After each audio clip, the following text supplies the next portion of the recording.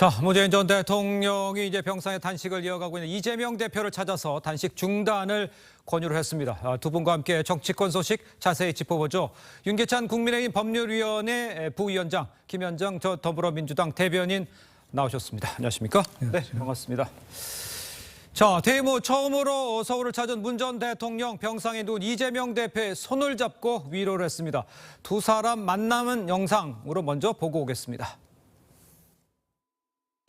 지금 뭐 링거가 수행만 받고 복귀는 여전히 뭐 안 하신다면서 그리고 내가 열흘 단식을 했었는데 그때도 힘들었거든요. 근데 지금 뭐 20일이니까 얼마나 힘들까 싶은데 지금 이게 단식의 진정성이나 결기는 충분히 어렵거든요. 이제 길게 쌓아 나가야 되고 이제는 또 빨리 기운을 차려서 다시 또 다른 모습으로 또 싸우는 게 필요한 시기가 된 것 같거든요.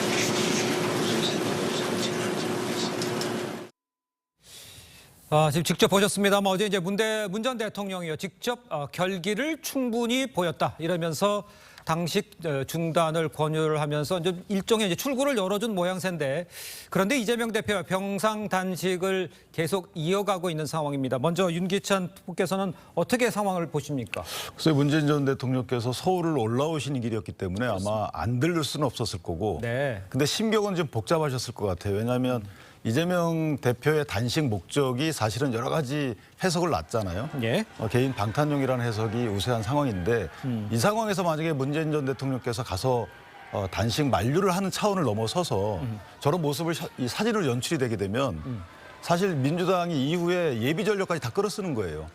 그러니까 이재명 당대표에 대한 비난이 퍼지는 거죠. 그러니까 문재인 전 대통령을 위시한 여러 가지 예비 전력들이 이재명 당대표의 개인용 방탄 때문에 국민으로부터 소외받는다. 다시 말씀드리면 예. 총선 본선에서 상당히 안 좋은 결과를 초래할 여지가 있다. 이래서 아마 문재인 전 대통령 및 그 친문으로 호명되는 분들도 심경이 굉장히 복잡할 겁니다. 알겠습니다. 자, 이런 상황에서 이제 단식 정국에서 문 전 대통령이 모양새가 이제 등판을 하게 된 상황처럼 보여집니다. 그렇기 때문에 민주당이 하나로 결집하는 계기가 만들어지는 거 아니냐 이런 해석도 나오고 있습니다만 거기에 대해서는 어떻게 생각하십니까? 조금 윤기찬 부위원장은 좀 생각이 다른 것 같습니다만. 일단은 그 생사를 넘나드는 20일째 단식 투쟁 중이었잖아요. 그렇죠. 그때 이제 그거에 대한 그 후배 정치인에 대한 연민이라든지 그런 위로의 차원에서 순수한 마음으로 좀 방문했다고 보고요. 예. 그렇지만 뭐 전직 대통령이기 때문에 그 행보에 대해서는 정치적인 메시지가 자연스럽게 전달이 될 수밖에 없는 것이고. 네. 지금 사실 윤석열 그 정권에서 그 야당 대표뿐만 아니라 야당에 대한 전방위적인 탄압 그리고 전 정부에 대한 죽이기, 예. 감사, 수사 등이 지금 전방위적으로 행해지고 있기 때문에 예. 그와 관련해서는 좀 동명상련의 측면도 있어요. 그리고 지금 단식 투쟁 중에 많은 시민사회하고 종교계, 노동계 등에서 그 이루 방문을 하면서 예.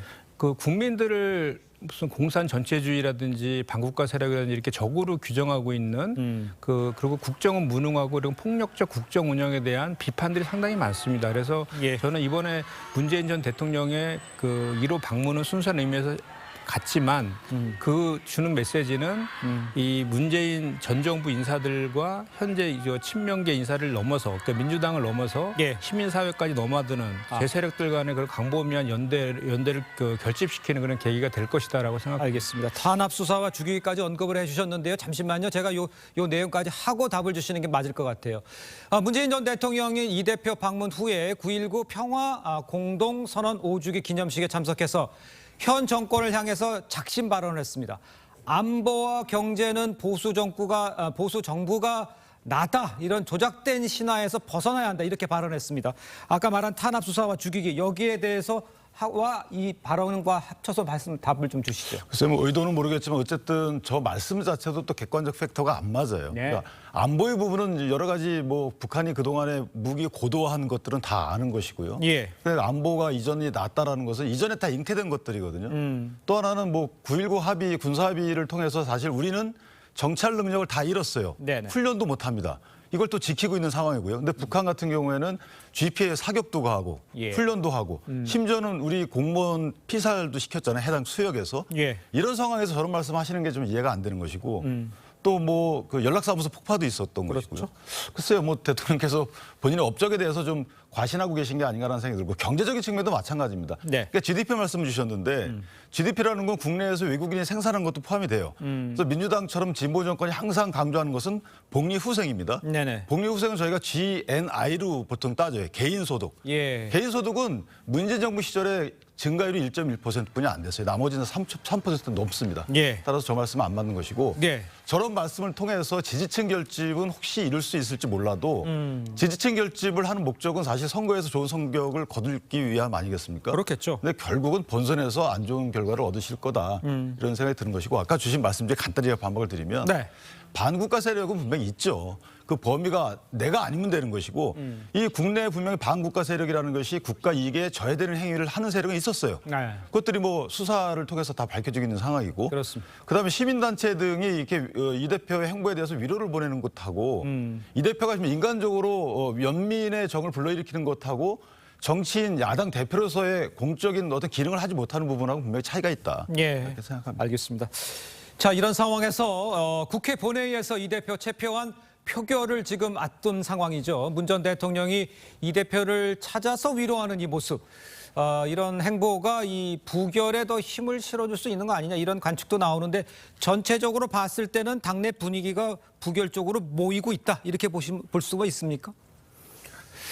사실은 그런 분위기가 지금 잡혀가고 있습니다. 네네. 왜냐하면 사실 그동안 계속해서 여당에서 네네. 그 방탄 프레임을 걸었잖아요. 네. 그리고 또 하나는 그 방탄 프레임이라는 측면이 하나가 있었고 또 하나는 검찰의 의도는 민주당의 분열과 갈등을 만들려고 하는 것이다. 예. 이 두 가지 내용에 대해서 이재명 대표는 대응하는 방식으로 불체포 특권을 내려놓겠다라고 제안도 하면서 비회기 중에 영장을 치라고 분명히 그 메시지를 전달했습니다. 그럼에도 그리고 또 그 비회기 기간까지도 만들었어요. 그럼에도 불구하고 검찰은 본 회기 중에 결국은 수사안이 정치를 통해서 체포 영장쇼를 하고 말았습니다. 이런 상황 속에서 그럼 이것이 과연 정당한 영장 청구인가? 지금 현재 민주당의 공식 입장은 정당한 영장 청구에 한해서 불체포 특권을 내려놓겠다는 것이기 때문에 예. 정당한 청구에 대한 판단이 지금 판단 중에 지금 있는 과정인데요. 예. 이와 관련해서 엊그제 의총에서 이재명 대표의 변호사인 박균택 변호사가 와서 이것은 물증이 없고 그 수사관이 정치이기 때문에 무죄가 확실하다. 예. 이런 식의 취지의 얘기를 했기 때문에 그걸 근거로 해서 이제 그 의원들이 다양한 지금 그룹을 통해서 의견을 모아가는 그런 과정입니다. 그런데 분명한 것은 종전보다는 이 검찰권의 남용이 너무 과도하다. 그리고 이번에 영장에 청구된 그 내용을 보면 범죄의 중대성과 증거인멸 우려를 적시를 했는데 예. 범죄의 중대성과 관련해서도 뭐 그 배임액이 50억 이상이고 예. 뇌물액이 1억 이상이기 때문에 가중처벌 요건에 해당하기 때문에 중대하다 이런 논리인데 네네. 그 논리는 검찰에서 만든 그 주장이고 논리이지 예. 법원에 확정된 내용은 아니라는 것이고요. 그건 당연하죠. 예, 그거는. 증거인멸과 관련해서도 예. 지금 백현동 건과 그 대북송금권 각각의 건에 대해서 증거가 차고 넘친다고 함에도 불구하고 병합 청구한 거에 더해서 이미 한참 지난 그 이중교사 건까지 그것도 증언을 해달라고 했음에도 불구하고 그걸 이중교사로 엮어서 세 가지를 묶어서 이렇게 청구한 그것은 예. 이 검찰이 백현동 건과 대북송금권으로는 부족하기 때문에 는 것이다라는 판단을 지금 판단들이 당 안에서 강범위하게 지금 퍼져가는 상황이기 때문에 지금 분위기로서는 불결될 가능성이 높다. 저는 그래서 알겠습니다. 검사 사칭 얘기해 주셨는데 그건 뒤에 얘기를 하시고요. 답변을 좀 반박을 좀 해주시죠. 아니 이게 불체포 특권이라는 게 회기 중이어야지만 불체포 특권이에요. 그러니까 이재명 당대표께서 불체포 특권을 포기한다고 하셨잖아요. 회기 중이 아닐 때 청구하면 그 불체포 특권 대상이 아니에요. 아하. 물론 그거 간단히 말씀드리면 검찰이 수사 일정에 따라서 아직 준비가 안 됐는데 청구하라는 게 어디 있습니까? 그건 말이 안 되는 거고. 예. 송영길 전 당대표께서 하는 거하고 똑같은 거잖아요. 그러니까 검찰이 청구한 시점을 기준으로 해서 이것이 회기 중일 때는 예. 그 해당되는 불체포 특권 그것을 포기하겠다고 이재명 대표께서 말씀 주신 거 아니겠어요? 거기서 논의의 시작이 돼야 되는데 회기가 아닐 때 청구 왜 안 했냐라고 이 불체포 특권에 대해서 포기 의사를 다시 번복하는 이유로 삼는 것은 말이 안 되는 것이고 예. 또 하나는 불체포 특권을 인해서 만약에 민주당의 당의 단합을 저하한다? 아니 다 가결 당로로 가도 당의 단합을 저하는 게 아니에요. 왜 하필 부결로 가야 되냐 이 말이죠. 그러니까 저는 개인적으로 그 조 의원이 얘기했던 것처럼 그런 논리로 가면 이재명 당대표도 그래서 그런 거 아니겠습니까? 내가 포기하는 이유가 당의 분열을 막혀서 포기한다 그렇게 하셨으면 가결을 본인이 얘기하셨으니까 그걸 따라서 가결로 가면 돼요. 예. 그건 뭐 내부적인 일이니까 제가 말씀 안 따지겠지만 예. 이런 이상한 논리로 가가지고 이전에 약속했던 부분들을 번복하면 안 되시는 거고 또 하나는 31분이 불체포 특권 포기하겠다 선언하셨어요. 네네. 저 이분들 행보를 좀 보겠습니다. 어떻게 가시는지. 조금 전에 그 보내기 중에 그 얘기를 하셨는데 그것은 논리적 모순이에요. 어떤 면에서? 왜냐하면 예. 지금 검찰에서 민주당의 분열과 갈등을 노린다는 그것을 수사관이 정치를 하고 있다라는 그거 1~2년 가까이 탈탈 털고 수백 번에 걸친 압수수색을 하고 수백 명에 달하는 수사관과 검사를 투입하고 그럼에도 불구하고 변번에 물증 하나 없음에도 불구하고 궁박한 처지에 있는 피고인의 바뀐 진술에 의해서 친 영장에 대해서는 부당하다고 생각하지만 워낙 방탄 프레임을 걸기 때문에 그렇다면 이것을 불체포 내려놓겠다라는 것인데 예. 제가 좀 전에도 말씀드렸잖아요. 그럼에도 불구하고 회기 중에 민주당의 분열과 갈등을 노리려는 정치하지 말아라는 의도에서 비회기 기간까지 설정하면서 그때 치라라고 제안을 한 것이다. 이것이 어떻게 다른 의도가 있다고 그러면 검찰이 얘기하대로 그 회기 중에 청구한 것은 정당한 건 아니라고 보시는 겁니까 지금? 그 내용상으로 정당하지 않다라는 말씀을 드리는 내용상으로 거예요. 예, 예. 뭐 어떤 부분이 정당하지 않은 겁니까? 아까 제가 말씀드렸지 않습니까? 예. 그러니까 그 구속 원래는 우리가 공판 중심주의가 원칙이잖아요, 헌법상. 예. 그래서 불구속 기소하면 됩니다, 사실은. 그럼에도 불구하고 꼭 야당 대표를 인신 구속하겠다고 하는 거잖아요. 그런데 그 인신을 구속하기 위해서는 세 가지 요건이 필요하지 않습니까? 범죄의 소명, 증거인멸, 도주 우려가 필요한데 이것이 두 가지 범죄가 배임과 제3자 뇌물이에요. 예. 변호사니까 잘 아시겠지만 그 이연령 비연령 범죄라고 알려져 있잖아요. 그래서 해석의 영역이고 법리 다툼이 대단히 필요한 거라서 오히려 이런 것들은 인신 구속하기보다는 상대방에게 충분하게 소명할 수 있는 기회를 주는 것이 오히려 더 합당한 논리다라는 얘기고 증거인멸과 관련해서는 도주 우려는 없는 건 뭐 다 아실 거고 증거인멸과 관련해서도 그 증거인멸이라는 것을 만들어내기 위해서 그 전에 한참 지났던 그 이진 교사를 끌어왔다. 저는 이렇게 제가 한 주장하는 말씀만 거죠. 예, 알겠습니다. 자, 예. 만약에 그러니까 그런 말씀 다 맞다면 아니 가결해서 법정 가가지고 따지면 돼요. 그렇게 자신 있으시면. 근데 법정 안 가는 것을 굳이 특권을 받으려 하냐 이 말이에요. 예. 본인이 특권을 포기한다고 해놓고 말씀 안 하셨으면 제가 이런 말씀도 안 드려요. 또 하나. 이게 이재명 당대표가 국회의원이고 야당 대표이기 때문에 특혜를 받고 있는 거예요. 예. 철저하게 수사하는 거죠. 그 말은 뭐냐면 허투루 수사 안 하는 거예요. 그 수사 기간이 긴 만큼 소명의 기회도 많았던 거 아니겠어요? 네네. 근데 지금에 와서 소명의 기회를 안 줬다는 말씀도 안 맞는 것이고 예. 일반인에 비해서 수사 기간이 긴 것은 야당 대표 등에 대해서 또는 공인에 대해서는 되게 수사를 철저하게 합니다. 이것이 가혹하다고 느낄 수도 있지만 예. 한편 보면 일반인에 비해서 특혜를 받고 있다고 볼 수도 있는 여지가 있는 거예요. 특혜가 아니라요. 알겠습니다. 이건 정말 제가 말씀드려야 될 예. 것 같은데요. 야당 대표에 대한 정적 죽이기 표적 수사이기 때문에 그런 겁니다. 그 부분에 대해서 생각이 어떻게 일반 되고 국민 있죠? 같은 예. 경우는 특수부 수사가 홍준표 대구시장까지 얘기하지 않습니까? 2달 이상 걸리는 게 어딨냐. 국정농단 사건도 70일 만에 수사 종결했잖아요. 예. 근데 이것은 지금 물증 없으니까 나올 때까지 바뀐 진술에 의해서 결국은 체포영장 속까지 오고 있는 그런 것이 오히려 특권이 아니라 야당 탄압이라는 거예요. 국정농단 사건의 수사 종결은 특검이 출범했기 때문에 수사 종결한 거고 그 예. 특검 수사 그 기간이 얼마나 길었습니까? 비교해 보셔야 되는 거고 또 하나는 야당 죽이기라고 했는데 그것이 그 문재인 전 정부에서 야당 죽이기 했나요? 지금 이재명 당대표의 대부분의 사실들이 문재인 정부에서 수사 단서가 발견돼서 수사가 시작이 된 거예요. 그걸 이어온 것이고 한편 말씀드리면 수사 기간이 길어진 이유도 그 당시에 수사를 제대로 안 했으니까 지금 다시 수사가 제대로 되는 거라는 시각도 있어요. 알겠습니다. 따라서 그것은 이게 뭐 딱 맞다라고 얘기하실 수가 없는 사안이에요. 알겠습니다. 이 부분에 대해서는 이제 체포 동의안에 관해서는 국회에 이제 표결이 어떤 결과가 나올지 이 부분에 대해서 집중적으로 살펴봐야 되겠습니다. 두 분의 의견이 첨예하게 엇갈리고 있는 상황이니까요. 자, 그거 하나 여쭤볼게요. 이재명 대표 단식은 언제쯤 중단할지 등단 의사가 지금 없는 것으로 지금 파악이 되고 있는데 어떻습니까? 그래요. 솔직히 잘 모르겠습니다. 그렇습니까? 그러니까 사실 지난번 저도 이제 같이 철야 예. 농성을 같이 했었거든요. 그래서 지난주 금요일부터 급격히 상태가 안 좋아지셔가지고 예. 토요일 날 이제 긴급 의총을 열어가지고 그 예. 이재명 대표가 요구하면서 단식하고 있는 내용들에 대해서 네. 결기 있게 5가지 내용도 결의까지 하면서 그 의총에서 단식 중단을 결의하고 단식 중단을 요구하고 비상대기까지 했었거든요. 그럼에도 불구하고 의지를 꺾지 않으셨는데 그 이후에도 그 시민단체나 종교계에서 와서 중단을 상당히 만류했음에도 불구하고 또 어제 문재인 전 대통령까지 찾아가서 예. 이러한 만류를 했음에도 불구하고 의지를 꺾지 않고 계시기 때문에 네. 아마도 본인이 주장하고 있는 그 국정기조 변화나 변화라든지 이런 것들에 대한 정부 여당의 그 성의 있는 태도가 오지 않으면 본인이 버틸 수 있을 때까지 버티겠다 이런 생각이신 것 같습니다. 알겠습니다. 자, 다음 소식도 좀 살펴보죠. 이재명 대표 관련 소식을 이어가야 될 텐데요. 잠시 전에 이야기했었습니다만 검찰이 청구한 이 대표의 구속영장을 TV조선에 입수를 했습니다. 이른바 이 검사 사칭 사건에 대한 새로운 내용이 구체적으로 담겨 있습니다. 내용을 한번 지금부터 좀 살펴봐야 할 것 같은데 한 두 가지 정도가 핵심이 있습니다. 지금까지 이 대표가요, 본인이 누명을 쓴 것이라고 주장을 해왔던 게 있었어요. 그런데 알고 보니 잘 기억이 나지 않는다는 관련자에게 자신이 원하는 증언을 해달라 이렇게 전달했다 이런 내용입니다. 증언을 종용했다는 내용으로도 볼 수가 있는데 이거를 어떻게 좀 해석을 해야 될까요? 이해를 해야 될까요? 그래서 이게 이제 2002년도에 있었던 일이거든요. 그렇습니다. 근데 분당 뭐 파크뷰 특혜 분양인데 사실 특혜 분양이 아니고 이게 백현동 사건하고 똑같아요. 왜냐하면 용도 변경을 해서 아파트를 짓게 한 이런 비리가 있었다라는 취지로 그 당시 이재명 대표는 그 당시에는 이제 시민사회단체 장으로서 활동했던 거예요. 네네. 근데 그 관련해서 이제 KBS PD가 이 취재를 하는데 잘 안 되니까 이재명 당대표가 도와서 이 녹음을 하게 합니다. 네네. 그다음에 검사인 것처럼 김병현 시장하고 통화를 하게 해요. 그러니까. 따라서 가담한 거잖아요.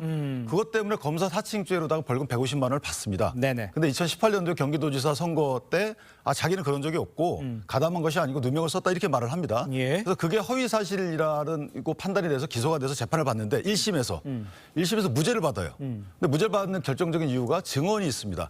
김병량 전 시장의 운전기사였던 분이 증언을 통해서 이건 김병량 시장 측과 KBS 측이 공모해서 이재명 지사에게 누명을 씌운 것이다. 예. 떠넘기로 했다. 이런 취지의 증언을 해요. 그래서 무죄가 나와요. 근데 알고 보니까 이 증언이 이재명 대표 측에서 부탁해서 이루어진 증언이고 예. 그 내용 자체가 허위였고 이 허위로 증언하는 데 있어서 이재명 당대표도 뭐 여러 가지 전화 통해서 종용했다. 예. 이것에 대해서 그 허위 증언한 사람이 자백을 했어요.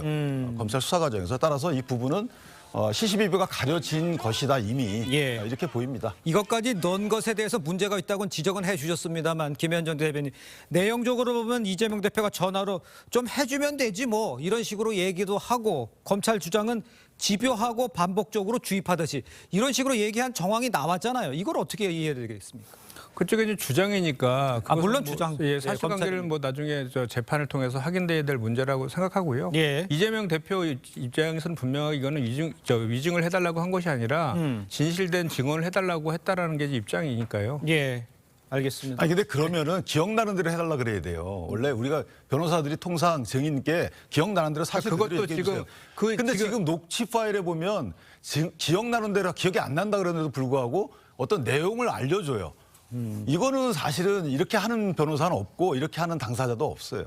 SNS 텔레그램이라는 단어를 썼습니다. 그 내용에다가 이렇게 해달라는 내용까지 보내줬다는 것이 지금 검찰은 가지고 있는 것 같아요. 검찰의 주장이니까 재판 통해서 확인될 문제라고 저는 봅니다. 저도 정확한 내용을 제가 지금 직접 보고 확인하는 것이 아니기 때문에 예, 알겠습니다. 궁극적으로 재판을 통해서 확인해야 될 문제라고. 하나 더 확인해 보죠. 이 검찰 영장에는요. 백현동 브로커 김인섭 씨가 민간업자에게 200억 원을 요구하면서 절반은 이 대표 측의 몫이라고 했다는 진술도 지금 있다고 하는 게 지금 그 검찰 그 조서에 나와 있죠. 이 대표 이 김인섭 씨와 오래전 연락을 끊겼다 이렇게 말을 했는데 글쎄 이렇게 되면 수시로 소통을 했다는 얘기인 겁니까? 어떻게 됩니까? 실제 2016년도에 이 대표께서 그 단식하실 때 와서 또 격려도 하고 예. 그때 나눈 대화 내용도 심상치는 않아요. 나 때문에 고생하신다 이런 취지로 또 이 대표께서 얘기했었다고 예. 저는 있고 그다음에 정진상 실장이 또 면회도 자주 갑니다. 예. 100회 정도의 통화를 해요.